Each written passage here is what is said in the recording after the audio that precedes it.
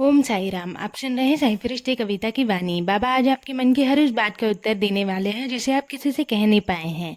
अपनी सारी चिंताएं बाबा के चरणों में रख दीजिए और इस संदेश को अंत तक जरूर सुनिएगा। चलिए शुरू करते हैं। मैं चाहता हूँ कि तुम जीवन के हर दिन को एक उत्सव की तरह जीना सीखो मेरे बच्चे। तुम अक्सर सोचते हो कि जब सब कुछ ठीक होगा तब मैं खुश रहूँगा, जब कोई बड़ा अवसर आएगा तब मैं जश्न मनाऊँगा और जब मुझे मनचाही वस्तु मिलेगी तब मैं आनंद लूँगा। लेकिन मैं तुमसे कहता हूँ कि जीवन का हर दिन अपने आप में एक वरदान है। हर सुबह एक नया अवसर है और हर रात एक नई सीख लेकर आती है। तुम कोई नई चीज़ खरीदते हो तो उसे कोई खास दिन के लिए संभाल कर रख देते हो, लेकिन क्या तुम्हें पता है कि तुम्हारा आज भी उतना ही खास है जितना कोई त्योहार या कोई बड़ा अवसर। इसलिए अपने जीवन को टालना बंद करो। अपनी खुशियों को भविष्य के लिए मत बचाओ। जो अच्छा है, जो सुंदर है, उसे आज ही जी लो, क्योंकि वर्तमान ही सबसे बड़ा उपहार है। मैं जानता हूँ कि इन दिनों तुम्हारे मन में बहुत से विचार आते हैं, कभी भविष्य की चिंता, कभी बीते हुए समय का दुख, कभी लोगों का व्यवहार, तो कभी तुम्हारे मन की पीड़ा। पर मेरे बच्चे, हर विचार ना सत्य नहीं होता। मन में उठने वाले हर विचार को महत्व मत दो।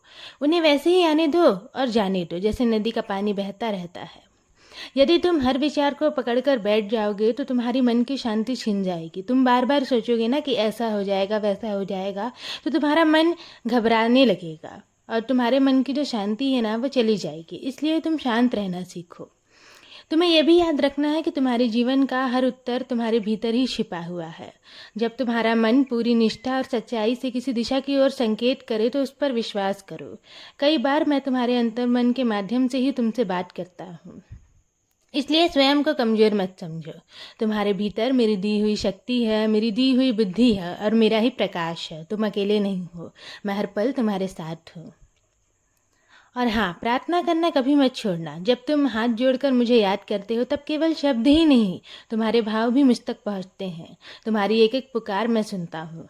कभी कभी उत्तर मिलने में समय लगता है, लेकिन इसका अर्थ ये बिल्कुल नहीं है कि मैं तुम्हें भूल गया हूँ।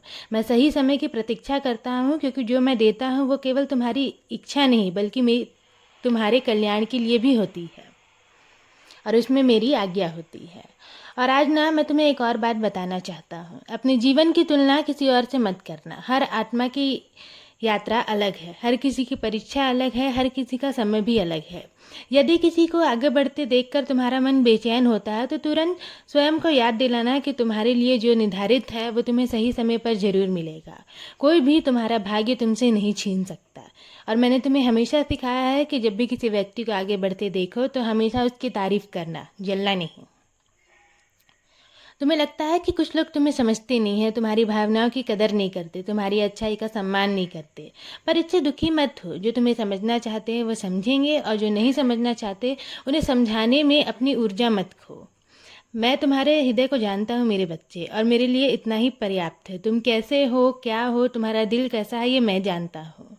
इसलिए दूसरों को समझाने में अपना समय व्यस्त मत करो। और हाँ, मुस्कुराना कभी मत छोड़ना मेरे बच्चे। तुम्हारी मुस्कान तुम्हारी सबसे बड़ी शक्ति है। चाहे परिस्थिति कठिन ही क्यों ना हो, ये विश्वास रखो कि ये समय भी बीत जाएगा।